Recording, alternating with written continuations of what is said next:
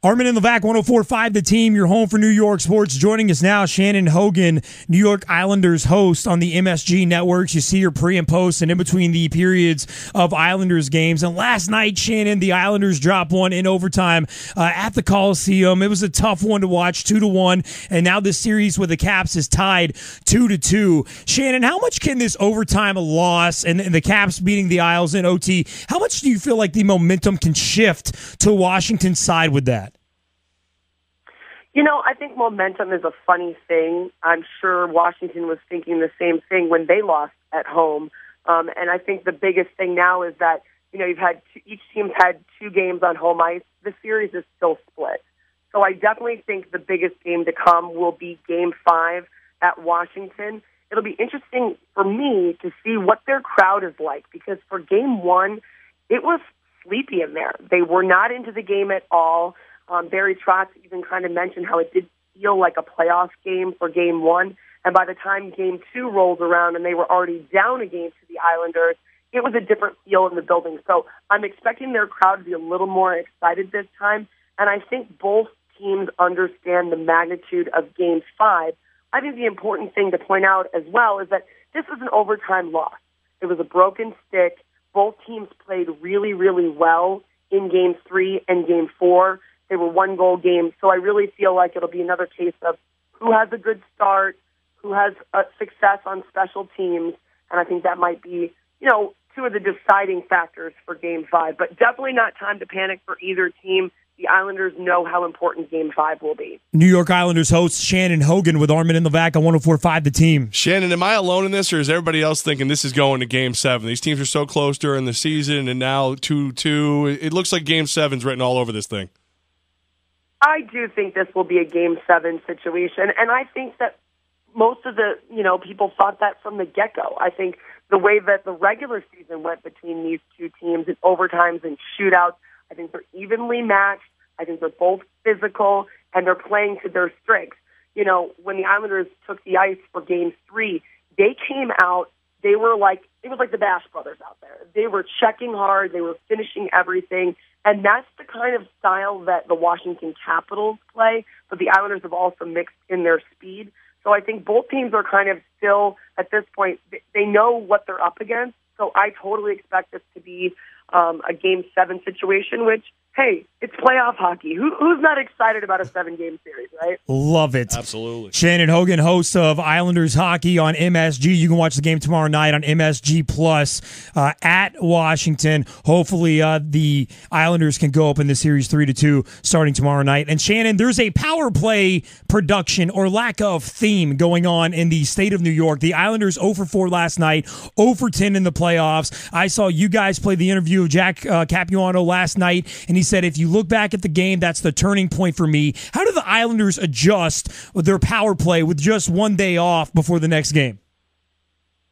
You know, I think that's an interesting question, and to me, it's similar to watching Washington's power play. And even before this series started, I was talking with a couple of the coaches about this. You know what Washington is going to do. You know they want to get it to Ovechkin for the one-timer, and he's a guy that's just difficult to stop if he has the space. When it comes to the Islanders' power play, I think Washington knows what they want to do as well. And you can see as they're passing back and forth, they're looking to make a shot. They're looking to get guys in front of the net. I don't see any dramatic changes coming on their power play. I think they're going to just be looking for more opportunities. And I think as you saw as the game was going on more in overtime in the third period, that just get the shots to the net. Get the shots to the net. And I also think when the team's been successful, they've had bodies in front of the net. The problem with that is if you're looking at the game on TV, it looks totally different than when you're ringside. When you're standing up there against the glass and you're watching those big bodies on their penalty kill, trying to push Anders Lee out from in front. It was a battle for all 3 of those power plays and him trying to get any kind of position that he could tip the puck in front.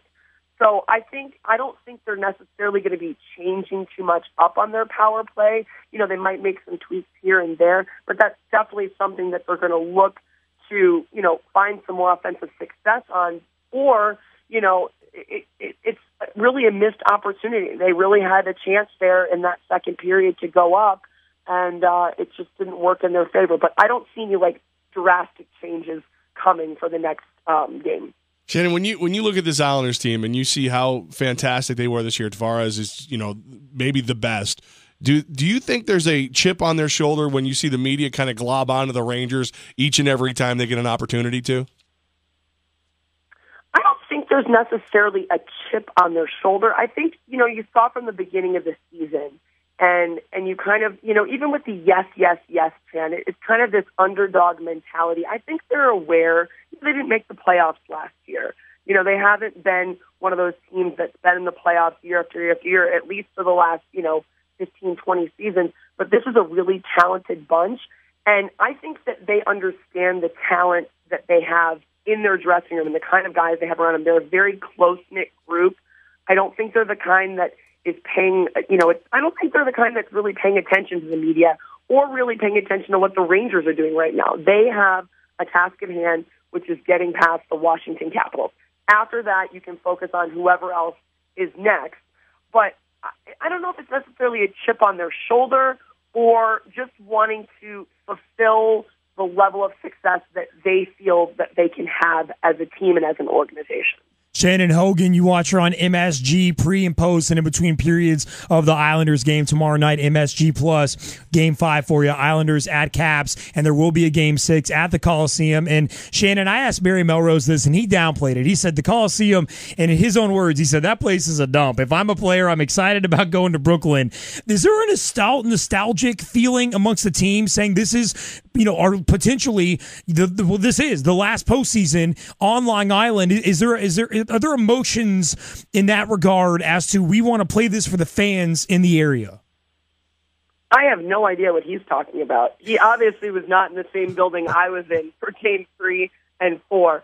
I have covered so much, so many different types of postseason sporting events. I've done the World Series both in San Francisco and in Detroit. I have watched the Red Wings in the playoffs the last 4 years. I've been to a U.S. Open. I've been to a ton of different and covered several different, championship-type atmosphere sporting events. I have never experienced anything like I did for Game 3. And it was a unique atmosphere for me, being that I didn't have to do a pregame show. We just had a postgame show. So I've actually never been in Nassau Coliseum for when the team takes the ice and they play their kind of entrance song, and they do, the video, and the fans are going crazy. I'm not going to lie. I was crying. I was sitting there next to my parents, watching it all happen and thinking, how lucky am I that I get to be a part of this historic building, this historic night.